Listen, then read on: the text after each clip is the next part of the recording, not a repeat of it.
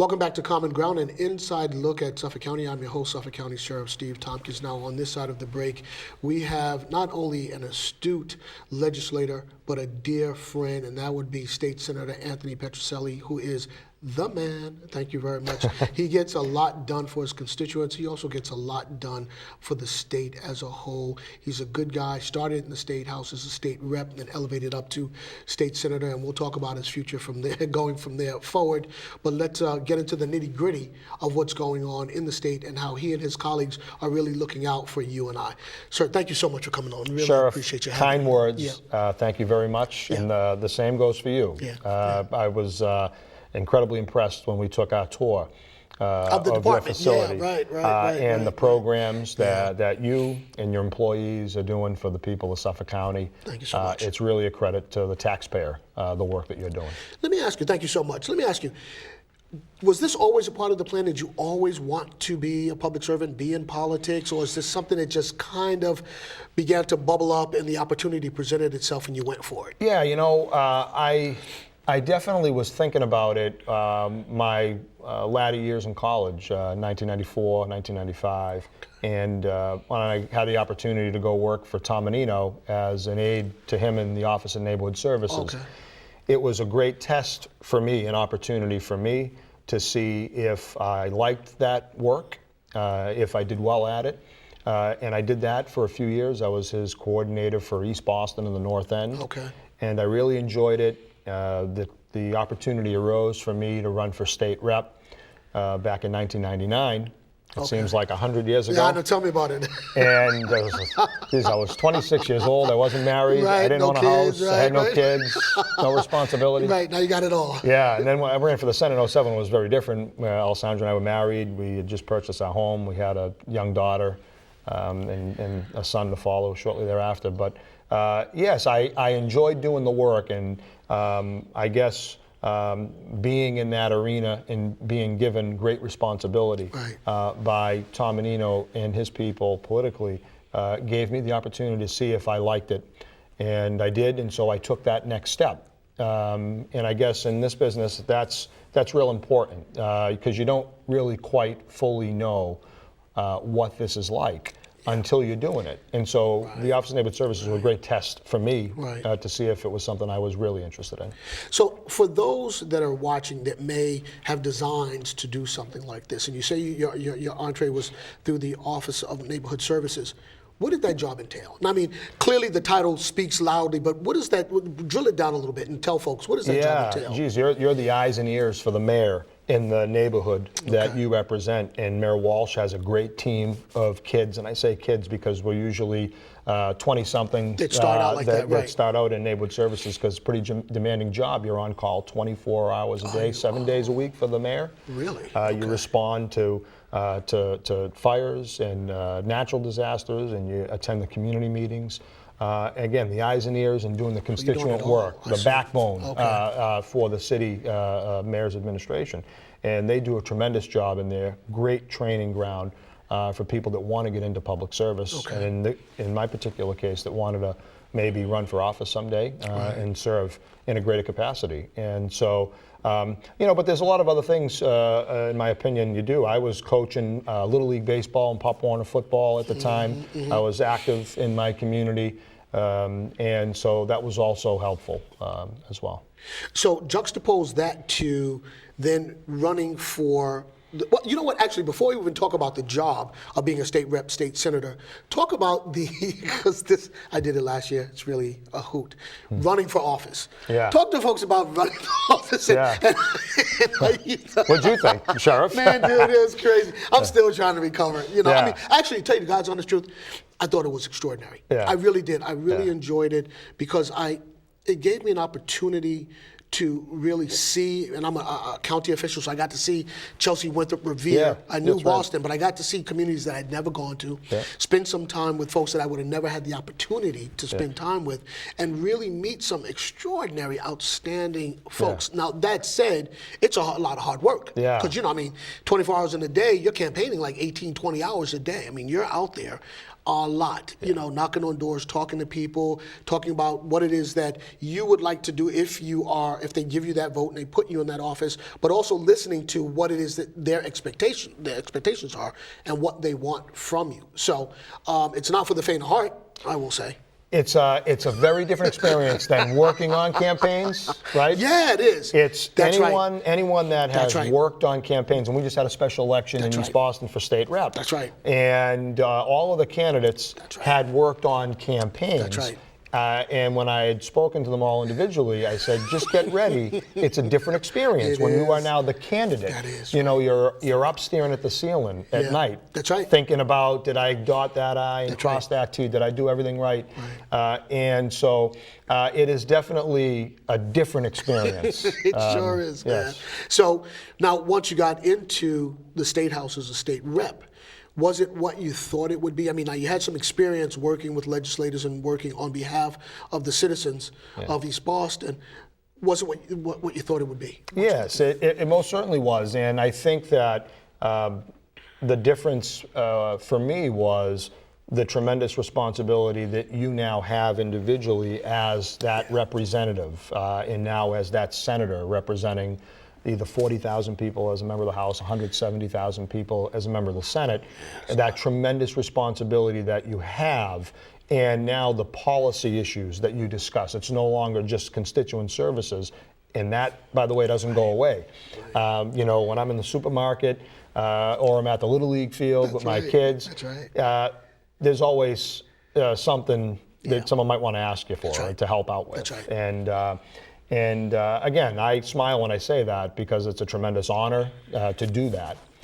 But yeah, the great difference is that responsibility of now the policy discussions, whether it be the drafting of the budget, whether it be issues like substance abuse, sentencing reform, taxation, the MBTA, and the challenges and the stress on the system this past winter. These are real issues that really affect families. Real issues that affect the quality of life and the families of the people that elect us all to serve them. And so it's real important stuff. So then in 2007, I think you said, then you moved up to the Senate. Yes. And why the step up? Was it time? Had you matured enough as a state rep and you wanted a new challenge? Why move up? Yeah, so I guess, you know, timing is real important for anyone that runs for office. The timing has to be right in your political circumstances, but also in your personal and in your family life. And it was for me. I had served as a state representative for 7 years. And I had done very well. I was extremely grateful. I had chaired a couple of different committees in that time frame in the House. And the Senate district was a great opportunity for me to try to expand my responsibility and to do more. And it was a wonderful, I mean, it's 7 years later now. Time flies. Time flies. Time flies. Yeah. And so with the recent appointments of the new, when the new Senate president came in, President Rosenberg, and he appointed folks to different seats, you became the Senate Majority Whip. Explain what that job entails to the viewers. We're still doing on-the-job training. Yeah, it's a great responsibility. I'm thrilled. I had chaired financial services most recently the past couple of sessions under Terry Murray, and that was a great responsibility, and I learned a whole lot with a real important committee that deals with very important industries here in Massachusetts, and how it relates to our economy, how it relates to our families and the quality of life with insurance and banks and the like. And the opportunity to serve in leadership is really a humbling opportunity that President Rosenberg has given me. As the Majority Whip now, I don't specialize in one area, one subject area of a committee, but it's my responsibility to really kind of know what everyone in the body is thinking and how they feel about an issue that's coming up, and, you know, take their temperatures occasionally about what they feel the issues are and the flashpoints might be, and to really kind of get involved with everything, not just a certain area that you might be chairing a committee on. So I joke when I said it's on-the-job training, but it is. It's really getting to know the members and what their political issues are, and also what their personal issues are, and really getting to know them so I can serve the president. It's a political position, majority whip, and so I can serve him the best way that I can in really getting to know them and what's important to them. So would you say that there's some arm twisting involved with that job? Not yet. Stay tuned, right? Is there a minority whip, or do you have someone that works in tandem with you? So the minority leader is Bruce Tarr. He's a gentleman, and the minority caucus, of which there are 6 now, I might add, they've grown their ranks from 4 to 6. Yeah, we have great relationships. We have great debates. They really like to hit the floor. Sorry, but no, that's okay. So it's the President Rosenberg is coined the phrase shared leadership, and it's something that he is really looking to put into practice as well as into just a talking point. And so when you mentioned the issue of arm twisting, the whip, if you looked up the definition of it from Old England, yes, it was whipping votes on the floor and trying to keep the party that you were affiliated with in line. And that is the old definition, and to some degree, knowing what's on people's mind is probably maybe the 2015 version of that. Gotcha. And then especially with President Rosenberg, he's really interested in having the policy that we take up and the product that results from the committee work really originate from the ground up. He's really making a tremendous effort to do that, to make the committee chairs do the work and really mean something.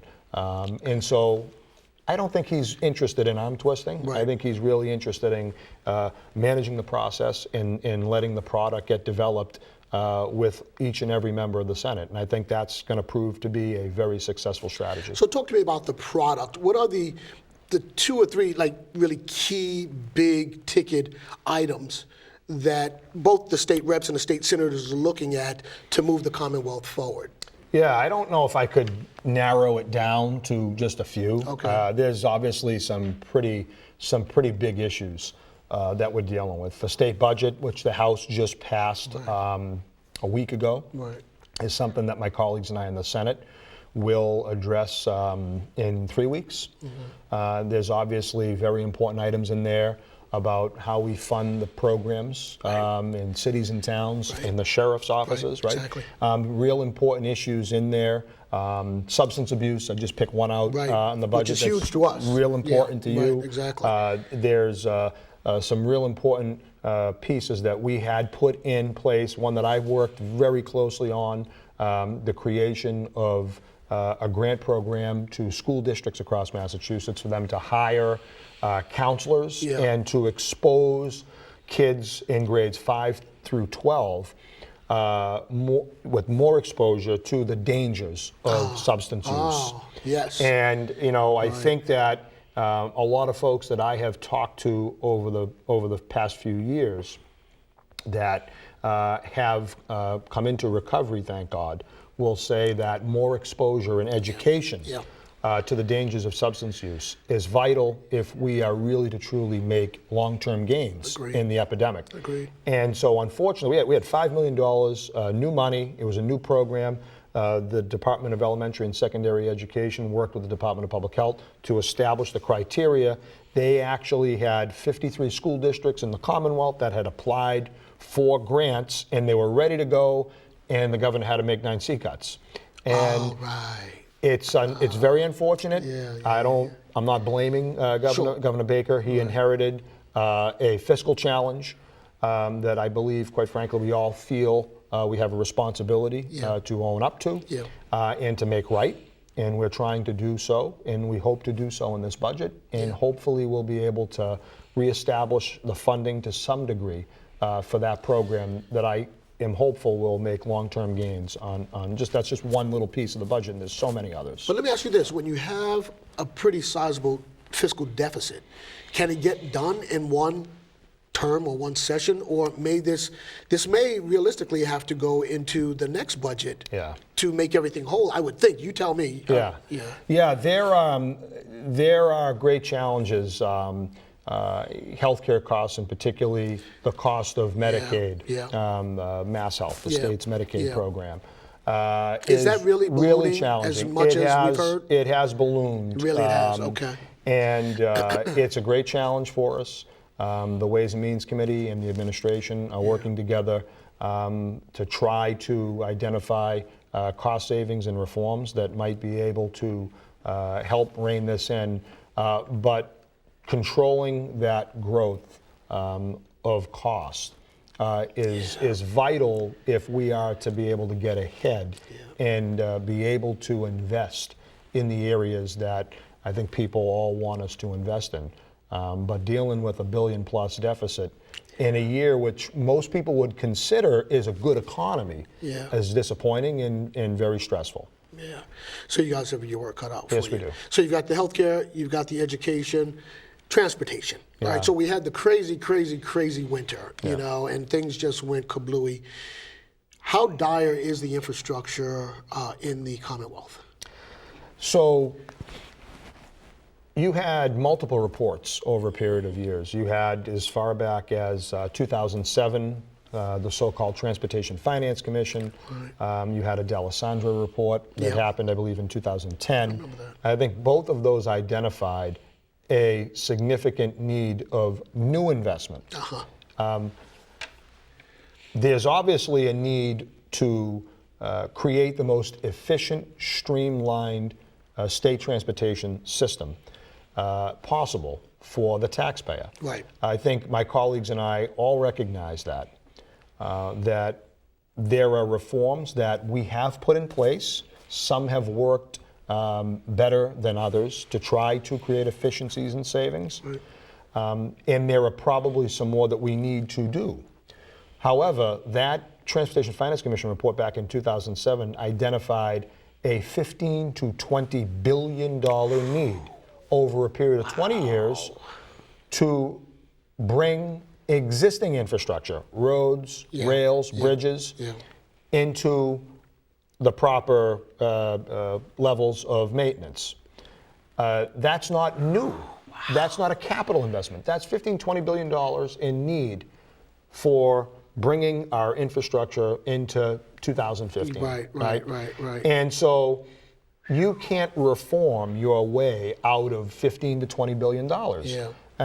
It's not lost on us that we raised the gas tax by 3 cents. It wasn't enough. And there needs to be a healthy conversation that both are needed. And I understand there's great frustration by the taxpayer that thinks that we need to do more reform. And there was the phrase reform before revenue back in 2008-9 when we did transportation reform that eliminated the Turnpike Authority, made some great reforms, eliminated the so-called 23 and out that our friends at the MBTA weren't necessarily thrilled about, and so on and so forth. There are a lot of great reforms, but the call from that Transportation Finance Committee that was bipartisan called for much greater new revenue investment than what we have given. And we need to have that conversation about the transportation needs and what it's going to take to get there. And that's a work in progress. Well, it's interesting because I've had conversations with some folks that are in the western part of the state that have said to me, well, you know, why should we, western part of the state, be that concerned about southeastern Massachusetts? But I mean, they don't call it the hub for nothing. There's a lot that goes on through here that's going to affect the south coast and the western part of the state and out in the middle of the state and so on and so forth. And that conversation around how we raise that revenue is one that needs to be had. I mean, if in fact we want this thing to get our arms around this thing, or 5, 10 years from now, forget 10 years from now, 3, 5 years from now, it's just going to be a deeper hole, don't you think? Yeah, and that's the tricky politics to this, is that for those of us that live in Boston or greater Boston and rely on the MBTA and its service, colleagues of mine in Western Massachusetts, down the Cape, their buses run once an hour regularly, right? And so their constituents view raising the tax to pay for transportation as not something they're really going to get much out of. Right.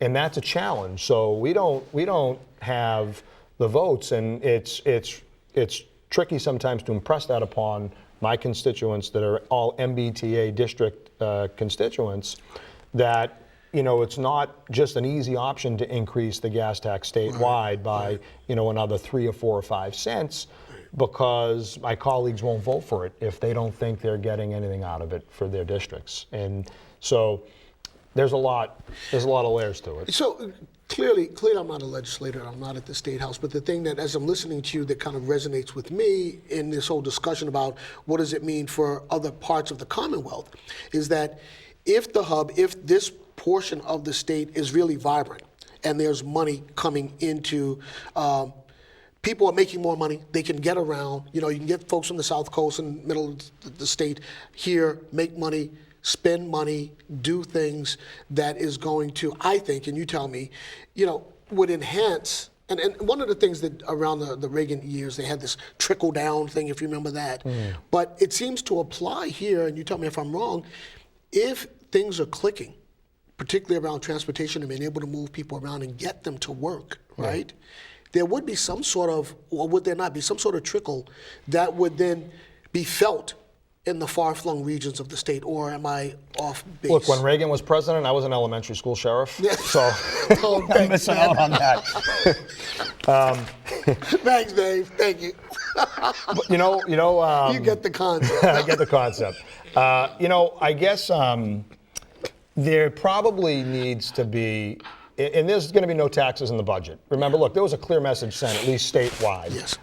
Charlie Baker was a member of the Republican Party that was elected, ran with a platform of no taxes, right? No new taxes.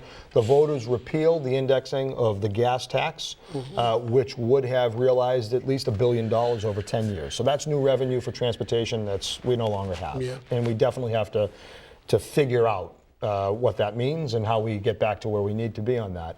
But there was a clear message from the electorate at large in Massachusetts that they didn't want us to raise taxes. And so the House has no taxes in the budget.